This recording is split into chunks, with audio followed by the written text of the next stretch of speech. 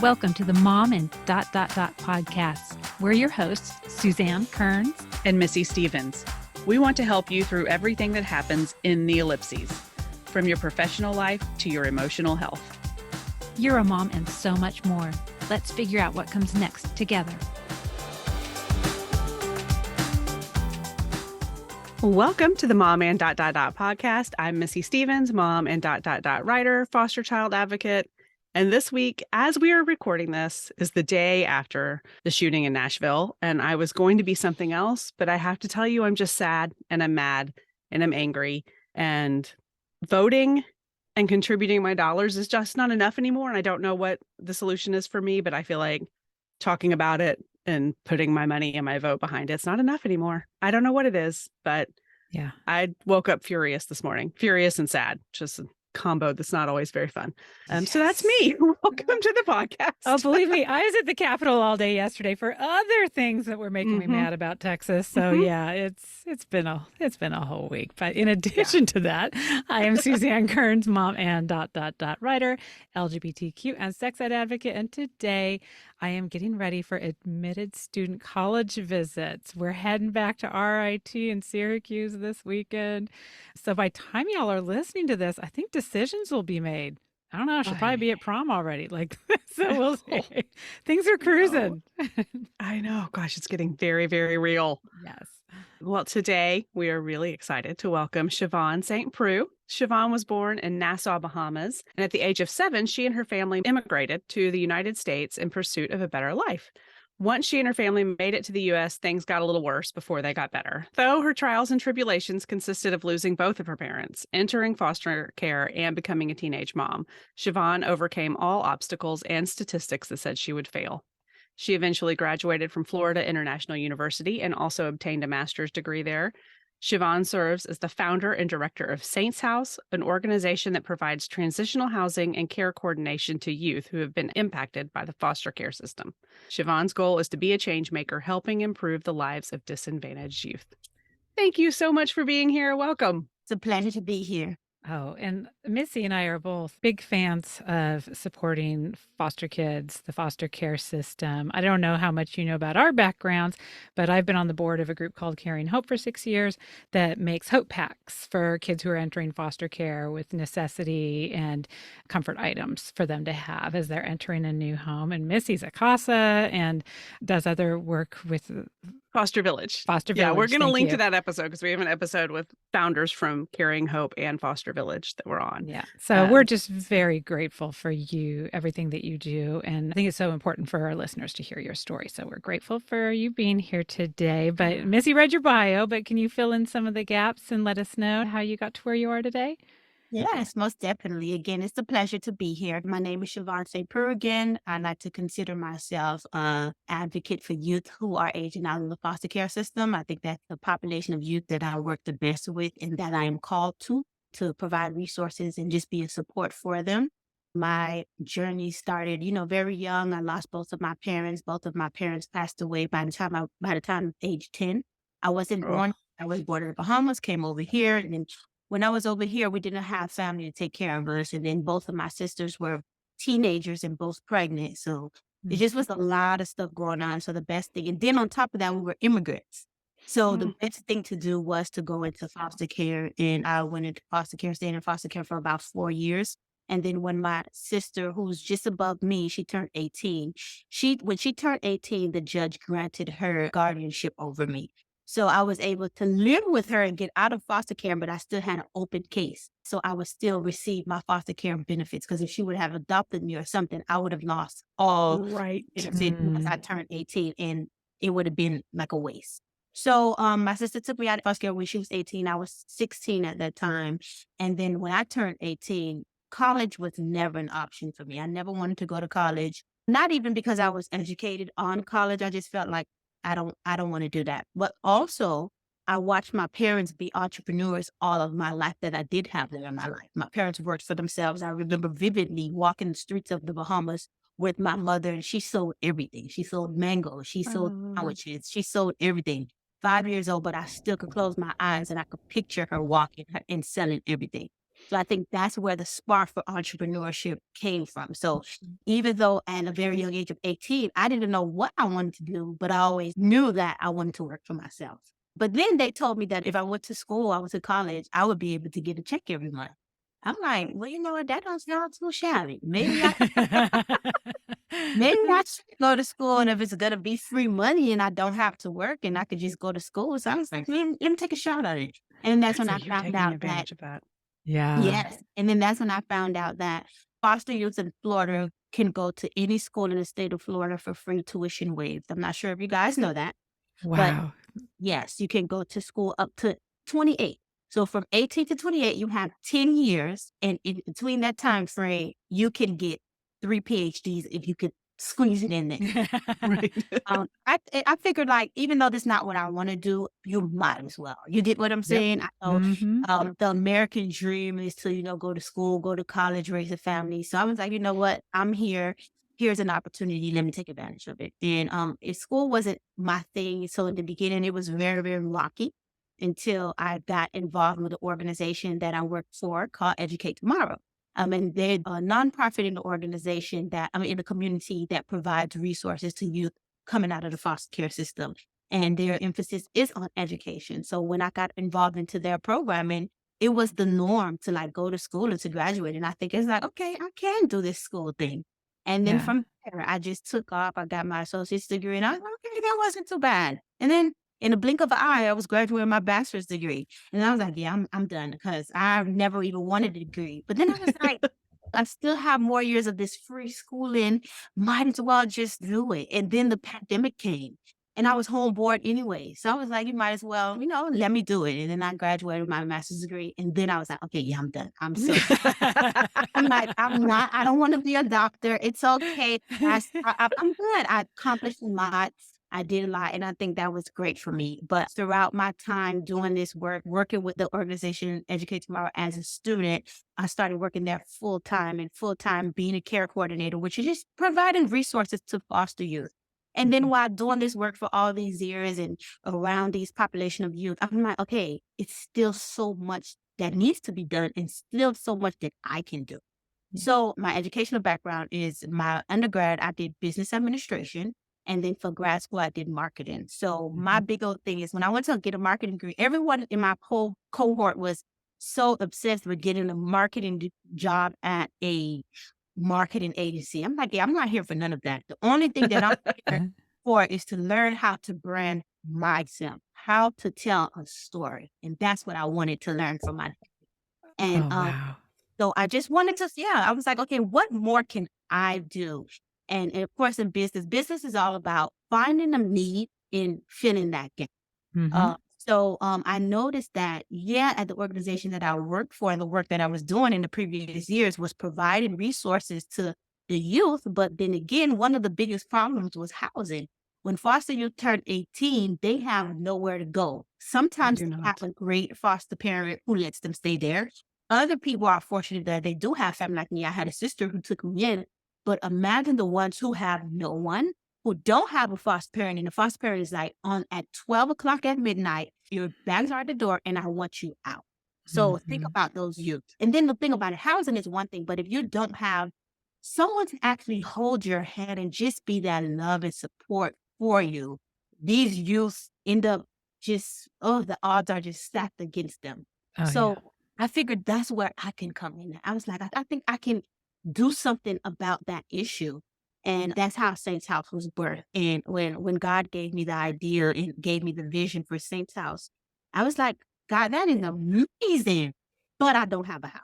And I We don't want to talk work. about that. We want to talk about what it was like to like have this vision, Mhm. have it put on your heart, and then have to actually do the nuts and bolts, the business part of it. Like, Yeah. what did that feel like? And where did you turn to someone for help? Like, what did you do? So Hey, that's she's got a master's. so So that's the thing. People have amazing ideas all the time, but it's about having the resources to bring it actually to fruition. And then on top, Right. no matter what you want to do, it requires time, money, and patience. And I'm a single mom, don't have a lot of patience these days. Time and then money. I'm definitely a single mom and living in Miami. Rent is skyrocket here. It's I now can't even imagine. 32. So I was like, yeah, God, all this is perfect. It sounds good. But again, I don't have the money or the resources to do none of this. And then I have a really great relationship with God and I'm very spiritual. And I just felt him tell me that you don't worry about none of that. You do what I called you to do and I will provide. And I'm like, okay, whatever that means. So the background story to how Saint's House came to fruition was I had an ex-boyfriend. And my ex-boyfriend mother and me have a really great relationship. She's a little old lady and she knows everything and everyone. So I told her, I'm like, Mommy, I need a house to do a program out. And she was like, oh, it's not going to work. The housing market is crazy. It's not a lot of houses or whatever. I told her, you don't worry about that. Just find me somebody who has a house who's willing to partner with me and let me use their house. Because, of course, I didn't have the means to buy a house. So I just find a property owner who's willing to partner with me and let me operate my program out of it. She's like, okay. I was like, okay. And so, again, I didn't let that stop me, though. I think that this is the most important part of my journey. Sometimes people don't get projects started until they have the resources. So get started. I think what I live by is you have to sow it before you see it. So you have to do the background work before it actually comes to you. So while I was waiting on the home, I did everything that I needed to do to set up the organization, everything legally. I did my nonprofit. I did the bank accounts. I did the paperwork. I did how the organization is going to be run. What's my vision? I did my business plan. I got me a business mentor. It's the little steps that you need to complete before the big things come to you. So I did all that. And while I was faithful in that, one day my mother-in-law called me. And I was sleeping. I wasn't going to ask her to call, but something told me, give her a call back. So I gave her a call and she was like, Shay. Shay's my nickname. And she's like, Shay, I'm walking down my street and I see a guy cleaning out his house. And I asked him, what are you doing? And he said, I'm cleaning out my house because I have some tenants who lived in my home for 2 years. In 2 years, they never paid $1 in rent. He said, the judge finally granted me an eviction and I'm waiting on the sheriff to come pick them out. And when they're out, I'm getting the house ready so I can rent it. She said, how many bedrooms is it? She's like, my daughter is looking for a house to rent. So she calls me and she says, Shay, come here because the guy right down the street from my house is renting out his home. So I got on the phone with him and I told him, I said, well, my mom told me that you're having problems with tenants. Come to find out this guy is 86 years old, super, super old, but super sweet. And he was, I was like, I know you've been having a lot of problems with tenants. He was like, yeah, I'm too old. I can't deal with it no more. I said, well, how about would you instead like to rent out to an organization? And then he was like, yeah, that sounds like something good. Come by and see the house and, we'll talk when you get here. Make a long story short, when I got there, I found out that his wife was in foster care as well. Oh. And my name is Shavon St. Preux. His granddaughter name is Shavon. And from the very moment that I walk in the home, he told me the house is yours. Once we get them out, I believe in you. You are a woman. I see you. You're about what you say. And we have a deal and we will make this come to fruition. And I got goosebumps. So when you usually get a home, you have to pay first, last, and security. I didn't have to pay none of that. He gave me the keys. He told me when the program takes off, then you do what you have to do. But here's the keys. Make the house. Because, of course, you can imagine the people. He's an angel. You got an angel. He's my personal angel. Such a sweetheart. Helped me so much. Did over and beyond what he had to do. But of course, the people living in the house for 2 years, they didn't take care of the home. And that's so funny about vision, because when God gives you a vision, it's only for you. So when family would come to the house and see the house, of course, 2 years, they didn't take care of the house. The house was dirty. I bet it was awful. It was awful. My family would come in like, well, I don't know. I don't think it was. I'm like, okay. I'm not seeing this vision. I don't see it. And I'm like, okay, because God gave it to me and I know what I'm going to turn into it. And again, it was hard. I had to put, because nothing worth having comes easy. So I had to put a lot of sweat equity into the home, but I was faithful. I knew my assignment. I knew what I was called for. I knew what I wanted to do. And I was faithful in that. And I'm a strong believer in when you push God to pull, he'll send people to help you. I have a mentor who I met while I was in foster care. I was living at a group home as well. And she's been my mentor since I was 14 years old. She has an interior designer who interior designed her whole home. she was spreading, she was so proud of me of what I was doing. She spread the room to everyone that she knew about what I was doing. The interior designer who interior designed her home was so intrigued about what I was doing. Her and two other interior designers came along onto the project and fully interior designed the whole home. Oh my Program. gosh. Oh my gosh. Well, So you're like the ultimate startist. We oh, interviewed a woman named Becky Blades, and I'm going to connect you to because her thing is all about just getting started. Like when Suzanne and I interviewed her, I realized that I am not a good startist because I am waiting for all the pieces to fall into place. And I'm mhm. listening to you talk, and I'm like, you are perfect. You are a startist. I love it. I love that you did Yes. that. But I think that it's so important, all these resources that you're talking about, as far as the mentors or the business coach that you have. And I think that even the way that you perceived education when you were young, as like school wasn't for me kind of thing, was that because you did not have the people who were giving you the necessary support?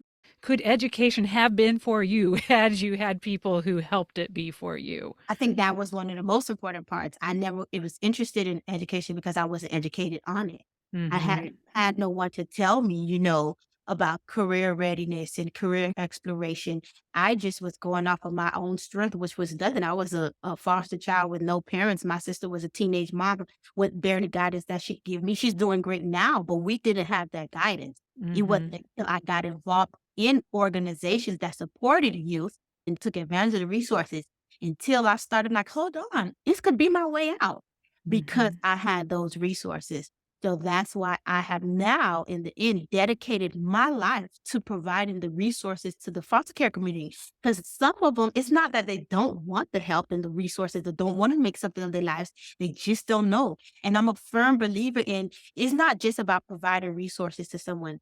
Sometimes it's about holding their hand. With my Hmm. girls in my home, not only that they supposed to be either in school or a job. When it's time to register for school, I don't just tell them, well, you need to be in school, you need to go to the school register. No, I go to the school with them because I understand that first of all, enrolling into college when you're as a foster child, they ask so many questions. Who's your parent? You got to find out about this and find out about that. For Hmm. somebody who isn't even aware of all the information that they're asking and so much that they ask, it could get overwhelming really fast. And you Oh, might, yeah. I don't even want to do it. You get what I'm saying? And that doesn't mean that they internally don't want to do it. It's just overwhelming. So I I do completely get that. wholeheartedly that it's not just about providing resource. You could throw resources at somebody all day, but if they don't have someone to help them my motto that I live by is everybody just need one person to believe in them, and you'll Mhm. see that person move mountains. So these mentors, and they sound like they were very important to you. I can see where they'd be important throughout the entire lifetime of someone in foster care.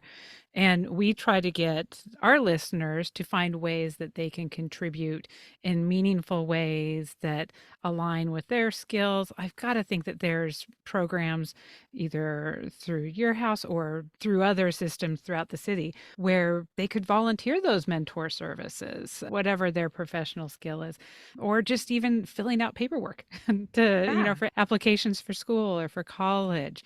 Is that something that you have a organized system around, or is that something that you are open if some listeners like, I want to be able to help the girls in your house? What would that look like? Definitely as I've just started, because I just launched Saint's House in November.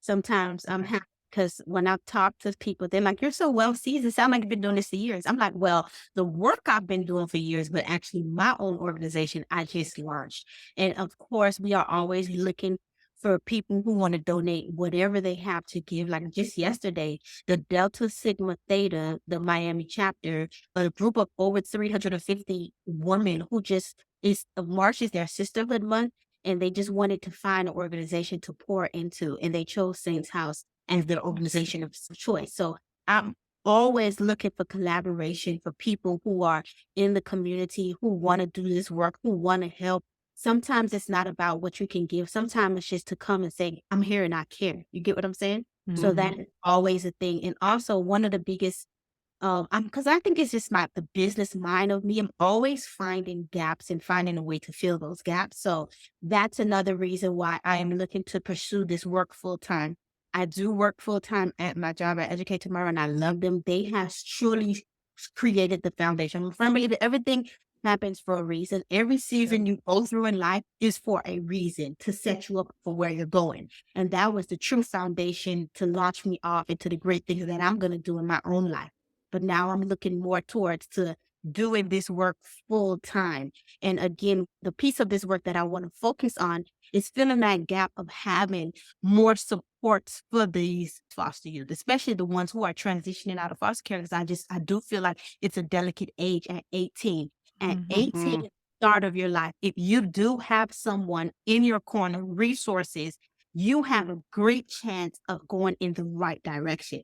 But if at 18, you lack of resources, lack of support, and there's just no one to help you, that's how you fall into, all these statistics that they have against foster youth, being homeless, Yeah. being in jail, being teen pregnancy, just a whole bunch of stuff because the youth need the support. And again, I don't want to just repeat this. It's not just about because they all get a foster care check. It's not about the money. They could get the Mm-mm. money every month.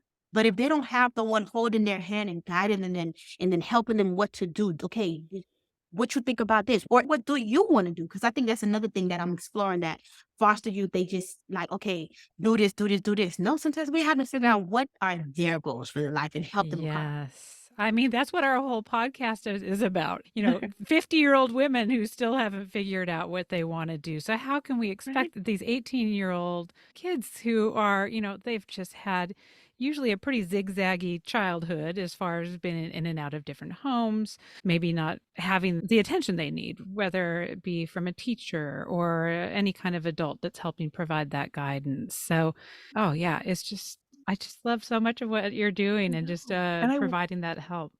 I want to talk a little bit about like just the nuts and bolts of how Saints House works for our listeners. Maybe they're in the Miami area, maybe they're not. Maybe it's something they have thought about doing in their own area. Like, how do girls come into the home? Is it just girls?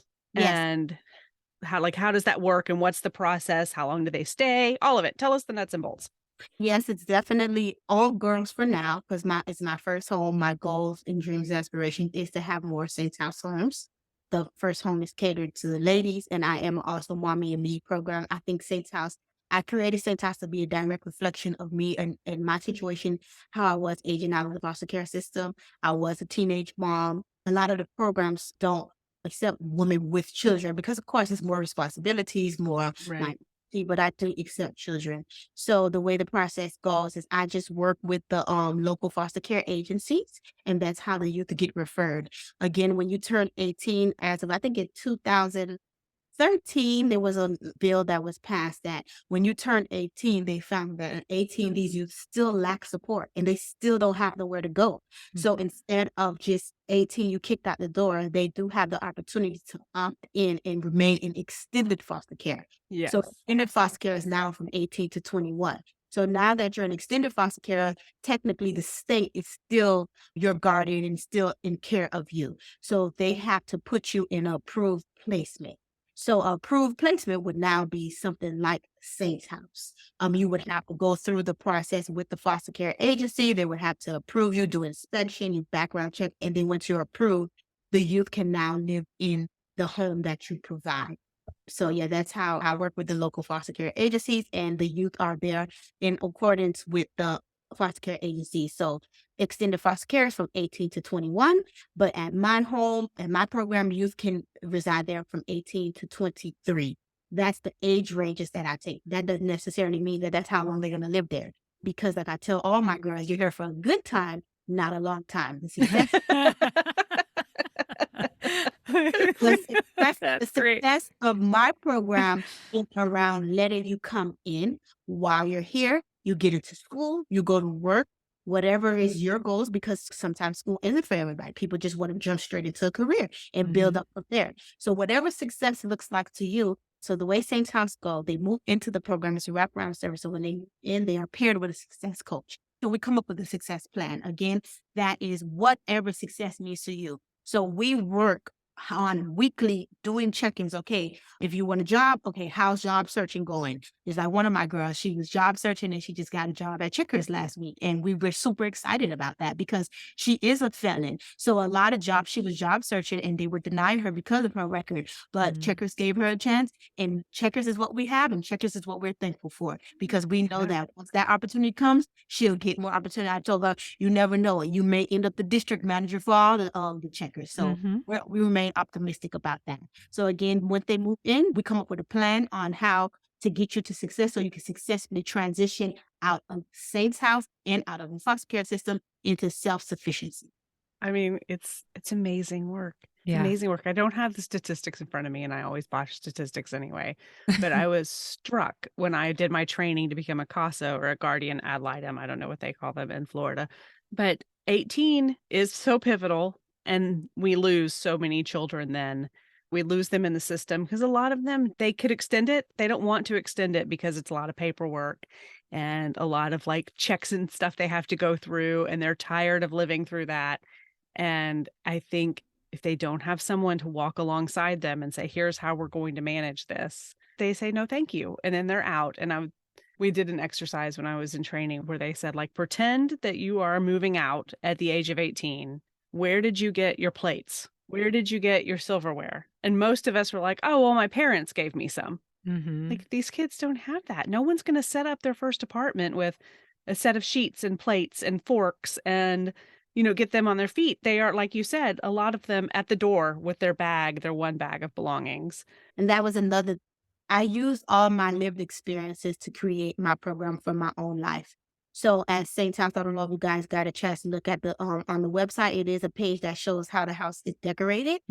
I think that was a big emphasis to my vision because the interior designers asked, what was your vision for your house? And we just all agreed that it's something beautiful because in foster care, you don't get that. You don't get a beautiful home that's well kept, well maintained, and decorated. They just put you wherever is a bed, where is an open bed. And again, especially when these youth turn 18, they don't have a house that has everything for them. At Saint's house, everything is provided for the youth. They move in. All they have to do is come with their clothes. I do have some youth who unfortunately come with no clothes. And I work very hard, but I'm very popular only because people are always asking me, Shavon, how you know everybody? I said, because I was in foster care and I went to a lot of schools. Every time I went to a new school, I had to make new friends. So from every new school, so imagine by the time I'm an adult, I know everybody from down south all the way up north because I taught in different schools. But it worked out for me because I used my popularity to advocate for my program. I know a lot of girls who are boutique owners who own their own clothing line. So I have a lot of young ladies everybody now in the community knows Shavon as the girl who has a group home. So I plethora of donations of clothing. And I'm a firm believer in we don't take no mess. I'm so sorry because it's such a stigma that, oh, it's just foster care. All the old clothes that have holes in it that have to go, I'm just going to give it to us. We don't want none of it. I thoroughly expect everything, and I only want the best for my girls. They'll tell you now they came into St. Thomas with one bag of clothes. Now they have bags full of clothing because their closet doesn't have any more space. So exactly. I'm like, you girls need to get some bins and y'all need to give me some clothes. Y'all got more clothes. So I think those are the most important things because it's one thing to provide resources in the areas of like getting into school and job, but it's those little things too. What about clothes? What about toiletries? So I do have an Amazon list that my women's ministry group, I was so blessed by them that they provided everything for the house, all the pots and pans, all the toiletries for the girls. So every time a girl moves into Saint's house, they are welcomed with a welcome bag, and inside it's everything that they need. A towel, a rag, pad, everything. So, all of the things are what matters as well. I love. Is your Amazon wish list open? Like, can we share it with our listeners? Yeah, Okay, definitely. I'm going to get you to send that to us so that we can. Yes. And also another thing I think I focus on as well too, why I love the work that I do, because it's just not like a group home. Well, obviously my girls too, like when they hear people refer to it as group home, they go crazy. Like, it's not a group home, it's our home. And that makes me feel good because I do try to keep it as family centric. Like, I take them out on the weekends. Sometimes I get donations from people and we take that. And if it's somebody's birthday, we go celebrate. You get what I'm saying? just sitting at a restaurant like Chili's that has a $20 meal are experiences that my girls never have been awarded to. Like on this weekend, we're going to the local youth fair. Some of them have never been to the youth fair. So I like that it's a small program as of now. And even if I end up having 10 houses, I always wanted to have that same feel of this is not just a group home, but this is your home.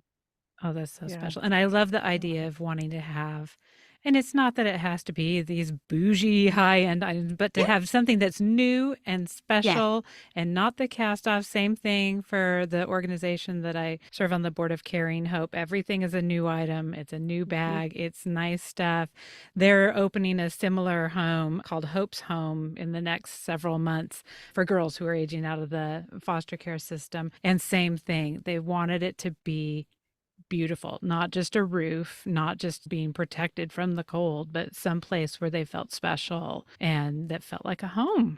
Yeah. And I love that you're holding the same value for your girls. And then sometimes the structure still doesn't work for some of the youth. I've been finding that, like, sometimes, they're traumatized from foster care and being 18 and moving into yet another group home. Even though it's this a great group home, I still have rules. I have to maintain rules because, again, I'm a program that has children. I have a house full of girls. So there's certain rules that have to be upheld. No visitors, you get what I'm saying, inside the home. Your visitors can visit you outside, but not inside the home. Hmm. Or drugs, no disrespect. So certain rules that are simple rules, but again, sometimes they don't work for everyone. So it's a learning curve as well. I know for a lot of listeners who may be interested in doing some of this work, a lot of times people, tell me all the time, oh, I love what you're doing. I want to do the same. It looks amazing. I'm like, I may make it look easy, but it's not for the weak. It's Oh, yeah. definitely a big, big task, especially dealing with youth who've been traumatized all their life and then they do have someone who wants to pour into them and give them real love and resources, but they don't know how to receive. And then they take it out on me who just wants to help. So at first I was handling it, but I do have to hire some help just because, it is a lot. And I do have a son, I have my own life that I have to take care of. And sometimes it gets really, really stressful. I bet it does. Yeah. You're taking care of a lot of people. So what are you doing to make sure that you are taking care of yourself? Because that type of work, it's a lot. It's a Takes a toll. lot. Yeah. A lot. It's a lot. Sometimes I don't know. I just pray every day. I just try to push through.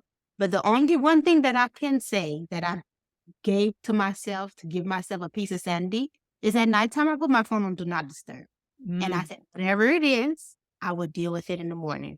Because if it pops up at 4 o'clock in the morning, I'm home sleeping with my son, it's not much that I can do anyways. You get what I'm saying? Yes. Mhm. So just even for sanity, because imagine 3 o'clock in the morning, you're asleep in your third dream, and then your phone is ringing off because something happened or something even minor. And then now you're up, your heart is racing, you can't go back to sleep, you're stressing. So for my sanity, every night I've been going to sleep with my phone on do not disturb. And that's been helping a little bit. And then in the morning, sometimes I call them back like, Miss, why you wasn't answering the phone? I was kind of telling you I couldn't find the remote. I'm like, that's That's why I didn't answer that's the phone. exactly what my phone is on do not disturb.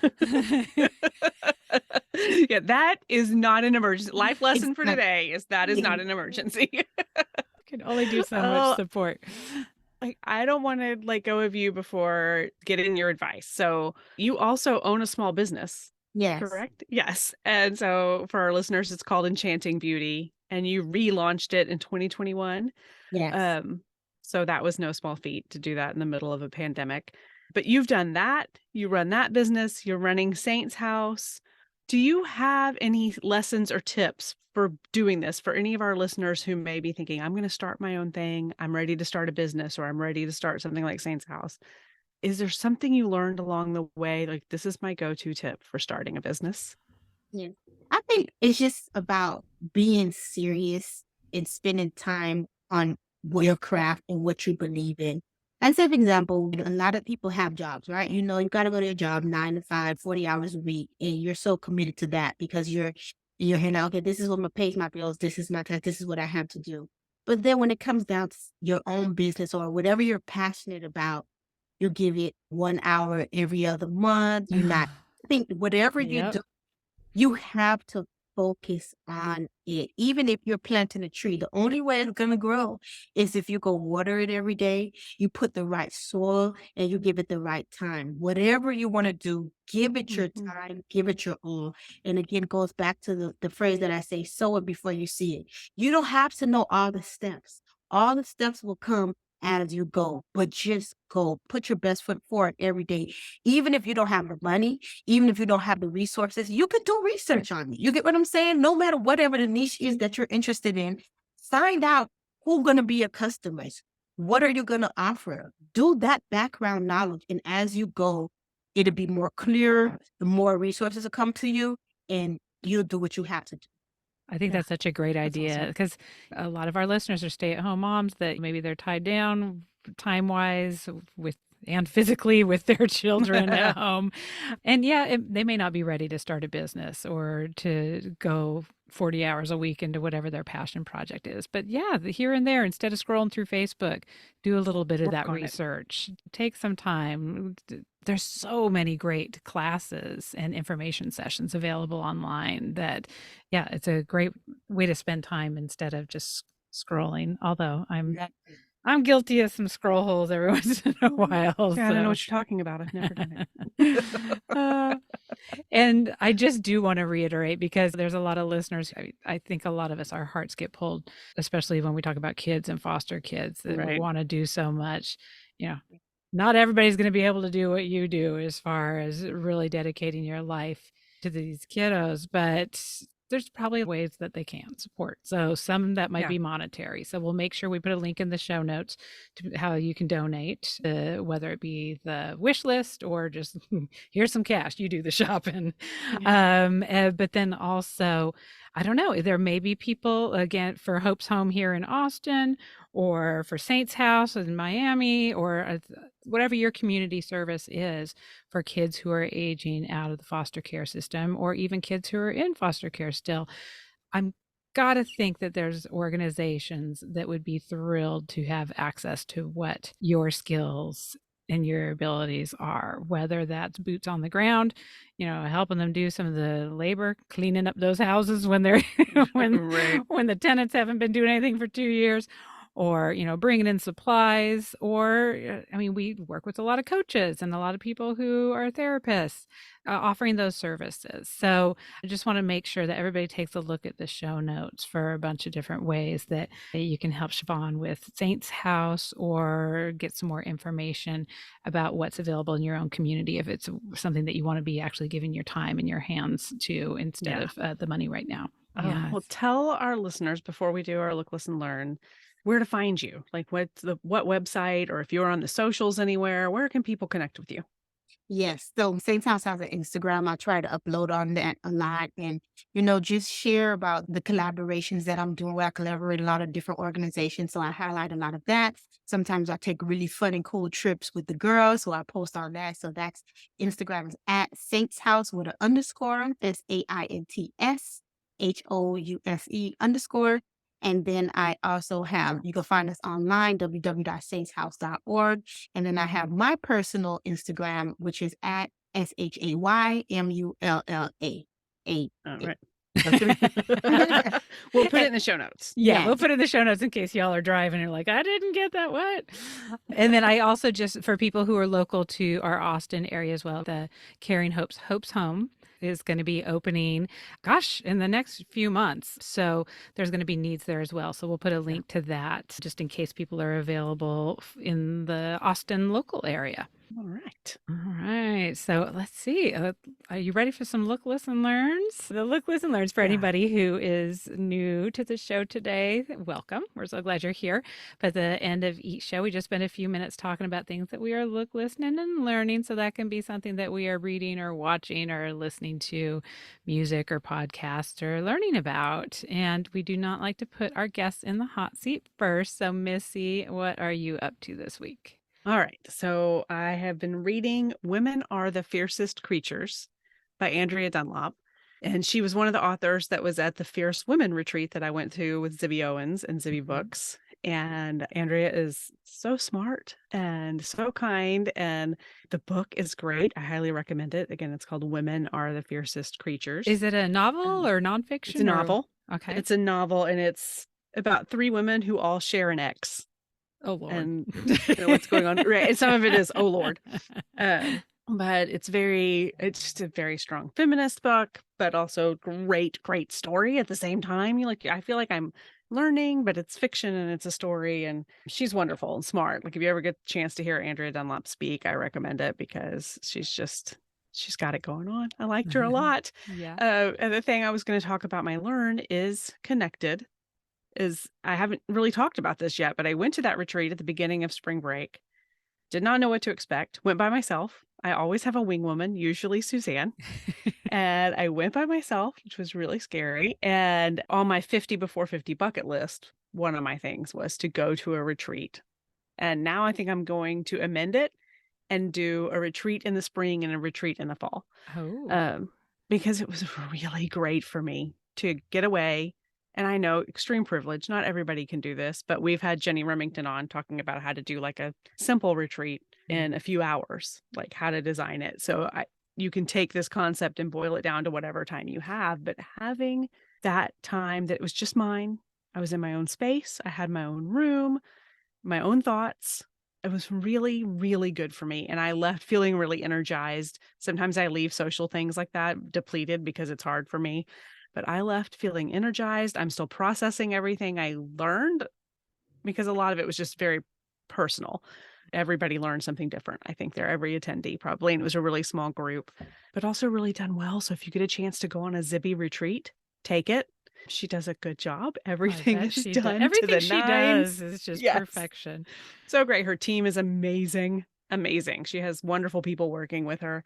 And we got these bags. I brought it to show for my show and tell, which the whole retreat was like tied to this Women Are the Fiercest Creatures book.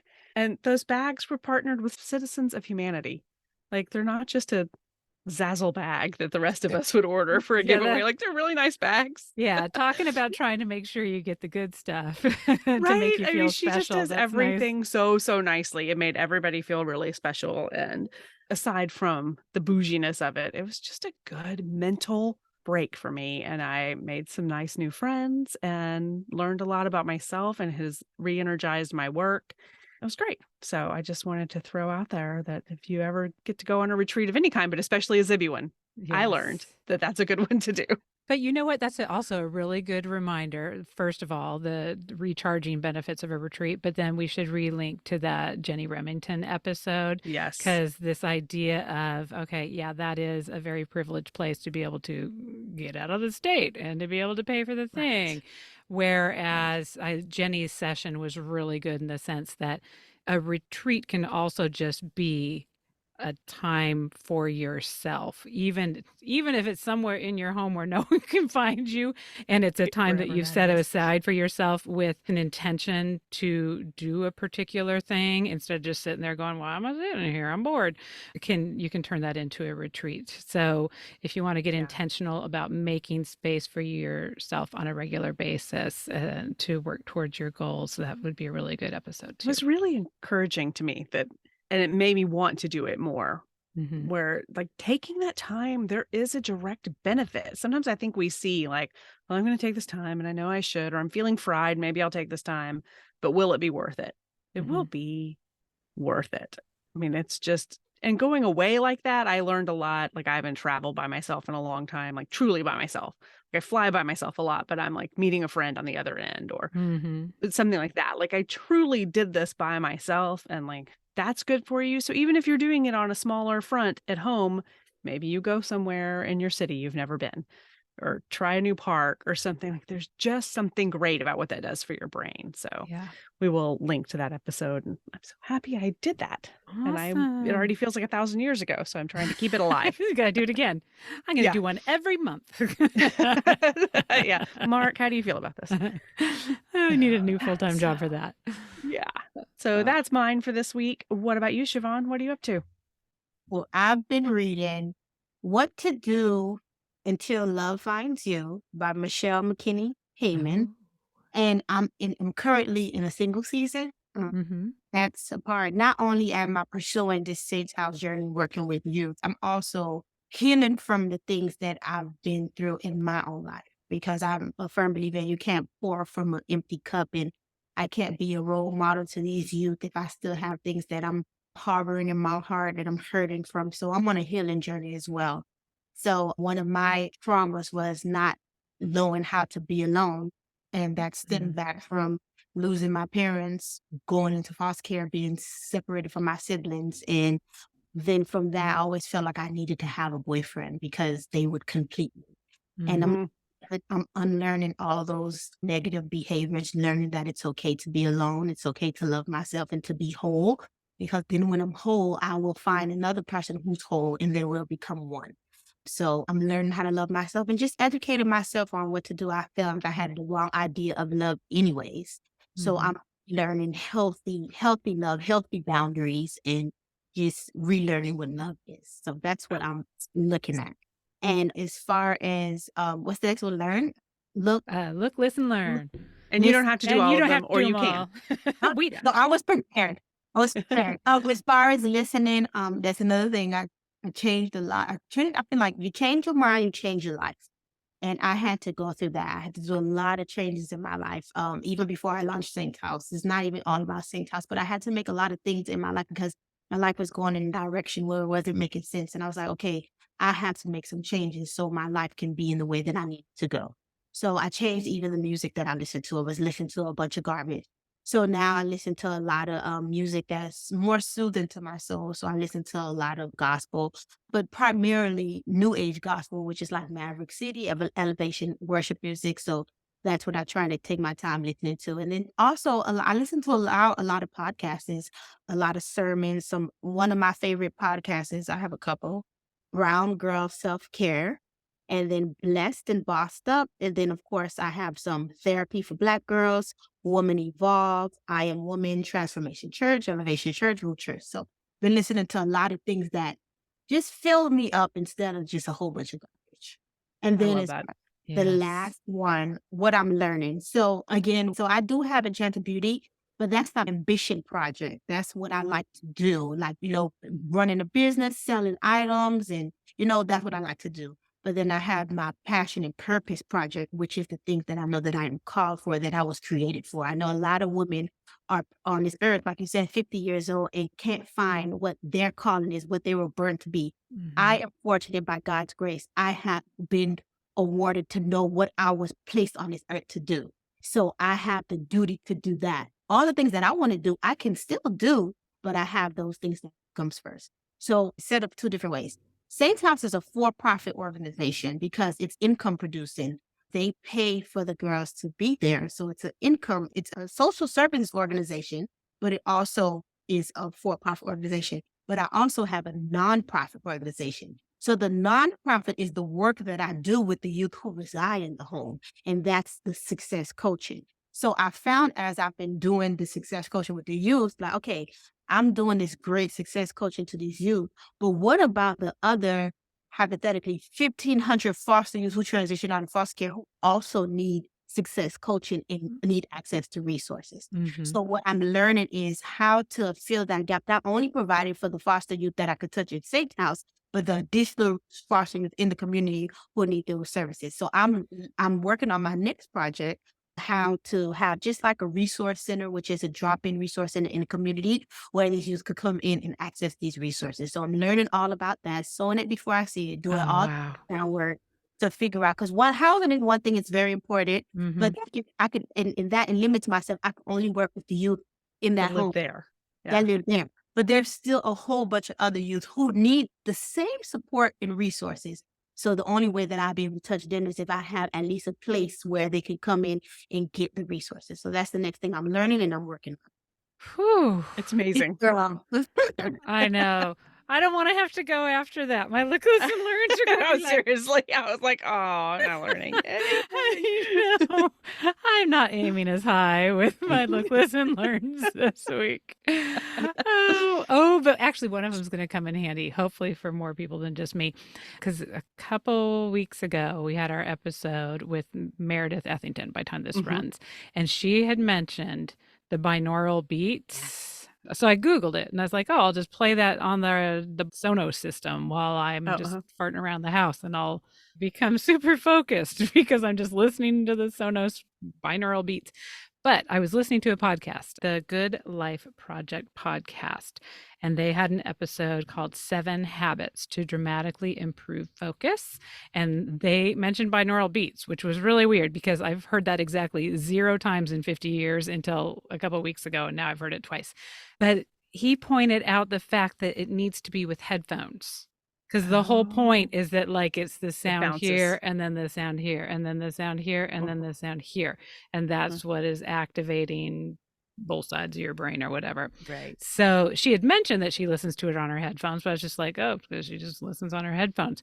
But so if that is something that you are interested in using either for meditation or for improving focus or helping you fall asleep or whatever, you got to do it with the headphones. So that was an interesting listen and learn for me. I was like, oh, okay. But it is kind of just good white noise music to have on the background, even if you're not getting the binaural benefits or whatever. Spotify, I feel like Spotify should actually sponsor our podcast because I think I talk about them once a week. Yes. But Spotify has playlists, binaural beat playlists that you can just pop it in and just ding, ding, ding. Yeah. Sonos. My Lord, Sonos is not going to be our sponsor because I can't say their name this week.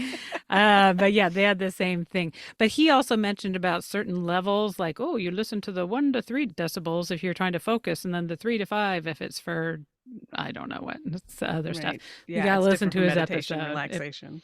But it was really good. And he mentioned other stuff too. Everything was very bifocused in the sense it was walking so that the left and the right sides are going. So it was very interesting talking about, like, if you're nervous or whatever, doing something where you're doing your, like touching your left and your right hand and then you're here. So just bringing those two sides of your body together. Yeah, Shannon Rafalowski talked to us about that way back. I mean, that was a long time ago when we did that episode, but there's something about that when your brain crosses this line in your body. Because sometimes my willpower just doesn't work, and so I gotta sneak attack my brain by just touching things. Let's see, what am I looking at? Again, I am not high level this week, but Succession is back on. We haven't started. Oh my gosh, what a group we started of the show, but not this season. Horrible people. But oh my God, I just love that show. Oh my God, those people are just horrible. But anyway, and Yellow Jackets is back on too, but we're too cheap to pay for all those months of Showtime. So my husband reminded me how we usually do it. We wait till the end of the season and then we do like the free Showtime block and then we just binge it all at one time. So I gotta wait. So don't y'all give me any spoilers. I can't because I just watched the very first episode for free because I got one free one on Showtime. And I'm hooked. I want to know what's next. It's kind of dark and twisty and a little bit super dark. icky. I was like, I don't know if I'm here for this, but then I'm like, oh, I want to, but I'm waiting too. I'm going to wait for 2 seasons to be ready. And then we'll get our free month of Showtime and watch it all. Oh my God. Meanwhile, I'll fly out of the state to go to my conference, but I can't pay $15 for Showtime. That just doesn't seem like a valuable use of my money, right? We have our priorities. Right. Okay. And my bonus learn after going to the Capitol yesterday all day to go drop my card and testify against HB 1686, which makes going to the doctor, even for like a strep throat, illegal for trans kids here in Texas. But for whatever the cause is that you believe in, there were a lot of Moms Demand Action shirts there. We've got bills covering everything this legislative session in Texas. But it is just a reminder for all of us allies with privileges out there to step up and not require the kids who are being attacked, the people who are being marginalized, to be responsible for just fighting for themselves by themselves all the time. We have this privilege of safety. That doesn't mean that you need to go put your agenda and your words over theirs, but go ask them what they need and how you can support, and then go friggin' do it, because it's exhausting being at the receiving end of so much hate all the time and then having to be the only one who's standing up for yourself. So just a reminder, just like the foster kids, there's a lot of other communities that need our support as well. So go do your part to be a caring citizen this week. Yeah, and take a note from Shavon, who's just out there doing it. doing Amazing. it even before you can do it. Like she's just, oh just my do it. gosh. I feel like you're one of those superhero. Who's the super speed superhero that like they're Flash. there and then like the rest of their body like has to catch up with them. Like they ran so fast, like the rest of them's just kind of like steam behind them, catching up. And as someone who, like Missy, has to have everything in order and know how everything's going to work and have thought out every possible thing that could go wrong before I can take that first step, I just admire so much what you're doing, and especially the what you're doing it for. We need a million of you, but I'm glad we at least have one of you doing it. Yes. Even the kids that can just fit in that one house, those are lives that you're changing. It's going to be like the pebble in the pond effect. It's going to have these ripples throughout the whole community, throughout their whole lives, that all come back to the point of you taking they're these going to touch risks. so many lives too. Thanks to you making sure they get a chance. Thank you so much. Love it. Okay, so remind us again where to go find you so people can go donate and get some good stuff for the house there. Yeah, definitely. So on the website, www.saintshouse.org, it's a donation tab and you can donate monetary on there, but also under there is an Amazon wish list, and it's a whole list full of all goodies that's for the home, towels, toothbrushes, all things that girls need. So anything appreciated, rather it's $5, $50, doesn't matter. It doesn't matter about the amount. We just thankful for everything. The girls are always in need of resources, so everything counts, and we're thankful. Yeah, most people listening are parents. You know that these Yeah. teenagers need some stuff, and then Right. and then they need it again because they use it all up. So I mean, keep it multiple going. times a week, I get the, "Hey, mom, I'm out of this." I mean, it's shampoo, it's soap, it's whatever, but Right. Yeah. you know, happens over and over again. I'm like, I swear I just bought you that. Yep. Yes. It goes away. So yes, we'll have all those links in the show notes, and we're just so excited to know you and know what you're doing. So thank you so much for your time today and sharing your story with us. Yeah. Thank you for being here. Have a great afternoon. All right. Bye-bye. Okay. Have a good one. Bye-bye. Bye. Thank you so much for joining us for the Mom and ... podcast. We hope you enjoyed today's show, and if you know someone else who could benefit from the episode, please be sure and share it with them. And while we're begging, please subscribe and rate us wherever it is you listen to podcasts. You can find links to all the things we discussed today in our show notes or over at our website, momandpodcast.com, with the A-N-D spelled out. In between shows, find us over at the socials, including our private Mom and Community Facebook group. The links to that group and all of our socials can be found at momandpodcast.com. Thank you so much for your support. We appreciate you more than you know. Now go out there and make your ellipses count.